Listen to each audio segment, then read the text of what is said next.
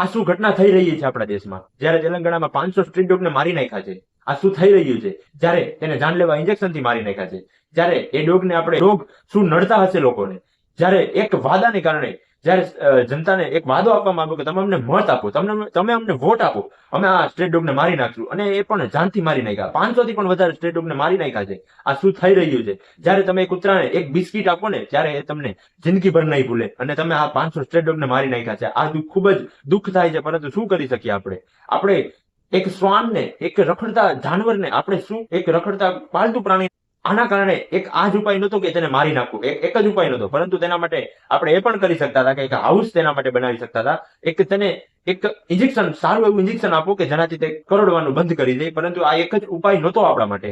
આના માટે હું એક જ વાત કહું કે આ વિડીયો બને ત્યાં સુધી શેર કરો, અને દેશમાં ડોગ્સને ન્યાય મળવો જ જોઈએ. અને તેલંગાણા એક નહીં પણ પૂરા દેશમાં ડોગને ન્યાય મળવો જોઈએ. તે એક બેજુબાન છે, તે શું કરી શકે? આપણે તેના માટે એક લાઈક અને એક આ વિડીયોને જેમ બને તેમ શેર કરો.